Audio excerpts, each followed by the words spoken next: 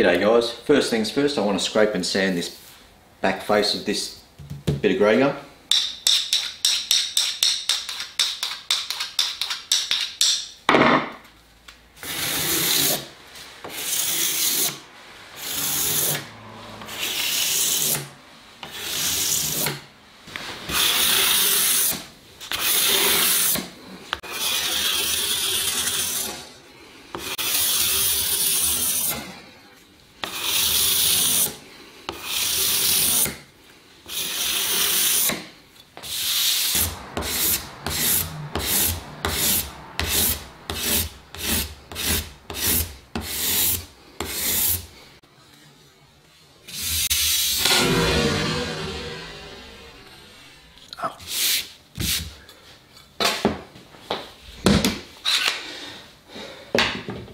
So now with the bottom of that sanded, I can glue these two parts together.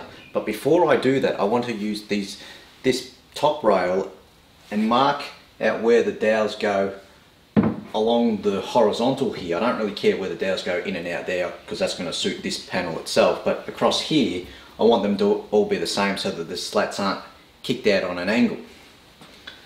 So I'll do that. But before I do that, I want to think about which of these panels is going to be the left side and which panel is going to be the right side.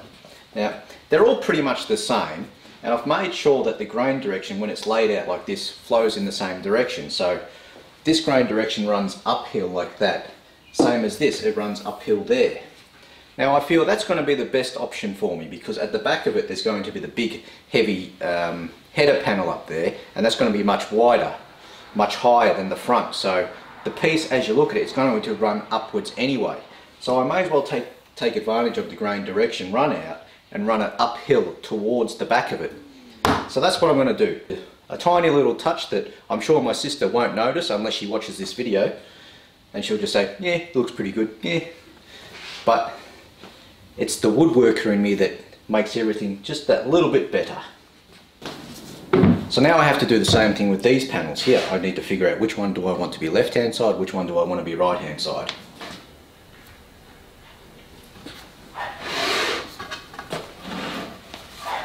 Because there's a little hole right there, I'm going to put this on the left hand side. That'll put that hole up the back, and you know how we all live. If we've got a cot there and it's got a three-sided walls, in that back corner there we're going to stuff something up against it, so that'll probably get hidden by the usual life crap that we all have. So left, right. Now I'll put the dowel holes into this top panel. If I'm going to use this top rail as a story stick for the bottom rail, I need to make sure I locate it in the same orientation, which goes that way. I don't want to spin it around that way because that would be really bad.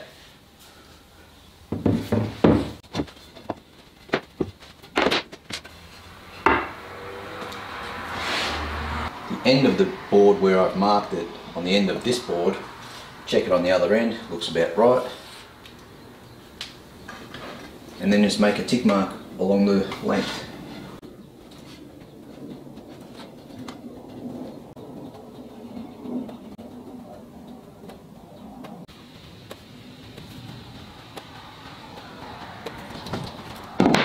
And then because this top edge and this back edge is my reference face, I'd simply square a line across using those two faces.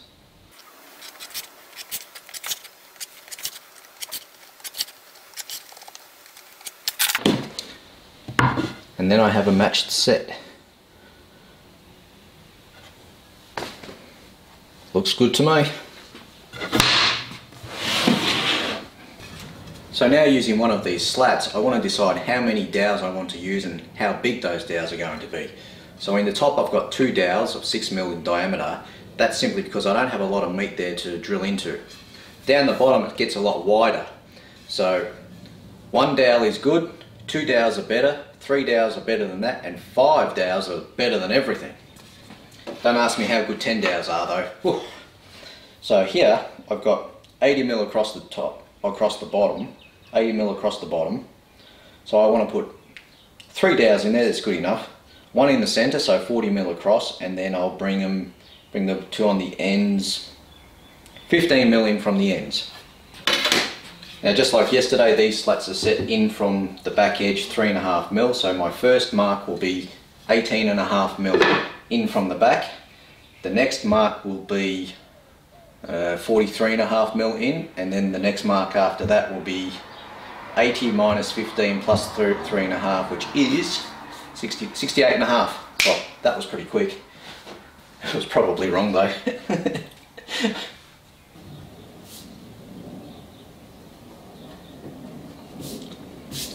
Oh, and I'm not sure, today, this evening after this video goes live, it's actually yesterday now. That's weird. Yeah, this evening at 6 PM Australian Eastern Standard Time, or 7 PM Australian Eastern Daylight Saving Time, or 4 PM Western Australian Time, or 9 PM New Zealand Time, the boys from the Stool podcast will be live on YouTube talking a bunch of crap. Go check them out. They're quite interesting. They're quite humorous. I enjoy it. So they gave me a shout out last week, so it's only fair that I give them a shout out. And I've got a few more shout outs that happened over this series, but because they're going to be live, because it's one of those podcast things.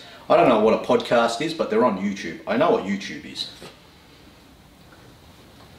So there'll be a link in the description, or you can search for Stool podcast. Yeah.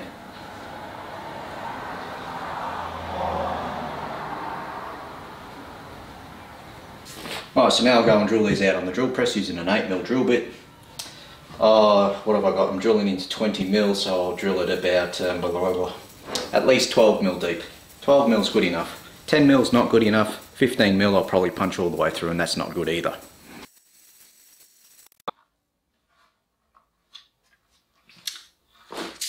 Just like a store-bought one. So before I go and forget again and go and do some other job like drilling these things out, I want to get these into the clamps. I want to clamp this to that with glue. Now I've just been playing around with clamps and rubber bands. Nothing's really working for me. It's all twisting it out of shape for me. So, scratched my head, stroked my beard, that I don't really have a beard, and I've decided that I'm going to have to cut this corner off the top there at that same angle there, 28.7, and hopefully that will give me enough of a flat reference which is actually parallel to these bottom points, as well as being at some point plumb all the way up, because there's no point having it flat over here somewhere, because otherwise when I clamp it it's just going to crush over. It needs to be flat this way. I'm hoping that's going to work, otherwise I'm in a bit of a pickle.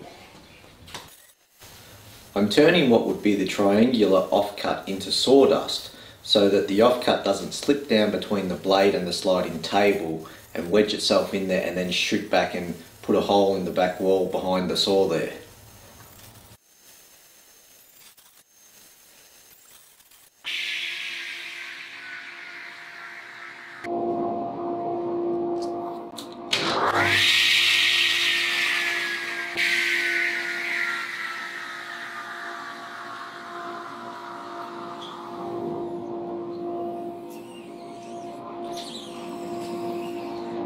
So after filling up the entire shop with sawdust, it turns out that it wasn't really worthwhile. It didn't actually benefit me at all. So I played around with the clamps and I played around with the lacquer bands or elastic bands. I've decided just to use elastic bands. It seems to give me the most even clamping pressure. What I actually need to do is I need to cut a corner, that angle, so that it gives me a flat face here in parallel to that. I don't want to do that, and that's what I'm trying to avoid doing. So I'm just going to wing it with elastic bands and we'll see how we go. It'll probably work, but for now I need to blue sticky tape this entire thing because that's a sanded finish face ready to apply finish to, but I can't apply finish to it yet. It's going to be very difficult to run the tape along that edge inside that acute angle there. So what I've done is I ran the tape below that surface there, and I'll get my block plane blade, which has nice sharp square corners there, lay it flat on there, pressing this together. I'm just going to slide along. Now hopefully I have scored the sticky tape enough that I can peel it off. It will have likely have scored the timber as well, but we don't worry about that because we're not going to be able to see it.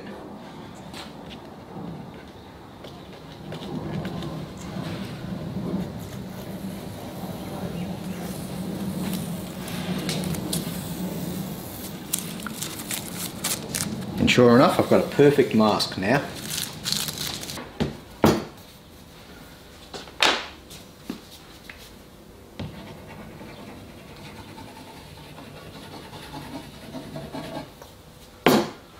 I also wet down my brush with water, just so that when I first try to spread the glue, the brush doesn't absorb too much glue, which even still, it still absorbed about half of it.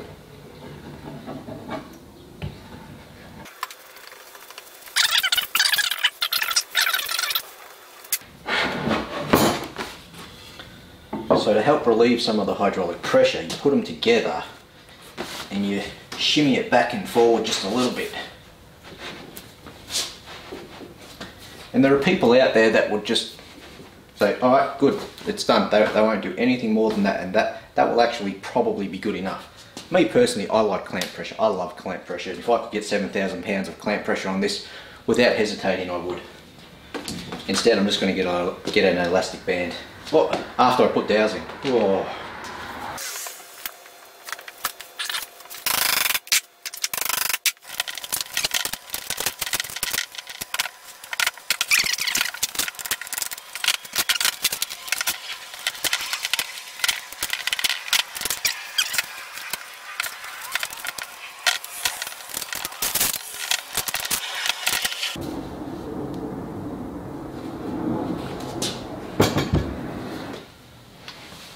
So to finish up the day, I want a nice easy job, relaxing job. So I've got myself a shop stool, got my big fat butt sitting down. I want to mark out the locations for the drilling of the dowels in the ends of the slats there. First up, I've got a 20mm wide slat, so I want to drill dead center of that. So I set my marking gauge to 10mm. These are 20mm wide, half of that's 10. Score a line. Now keeping that same reference face, flip it around and score another line, 10mm. Now it shouldn't really matter that much. Like if it's 20mm wide, you've set this to 10mm. You're going to be center either way anyway, but it's good habit just to keep your same reference faces. I bang on about a few of the same things. Reference faces, grain direction, cutting with the grain and that sort of thing. I don't know, probably a few other things.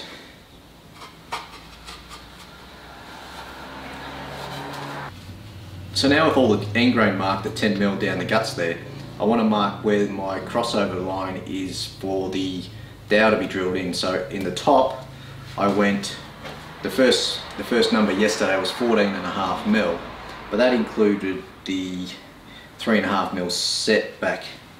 So I want 11mm.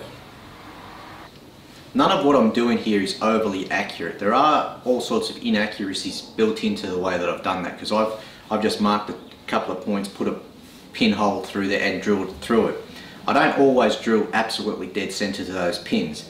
But what you've got to realise is that we're going to be using dowels. Now this is hardwood, this is AZOcker. It's a fairly hard timber. It's not overly hard, but the beech dowels, I think beech is a hardwood, but it's not nearly as hard as this. But timber in general, it crushes and it bends and it conforms to your will to a point. So if I'm out by, let's say, 0.3 of a mil, it's no big deal. The dowel will just crush and the joint will go together anyway. So you don't have to stress too much about it. Like, people get hung up on perfect joinery, but for the most part, close enough is so far beyond good enough that it is perfect.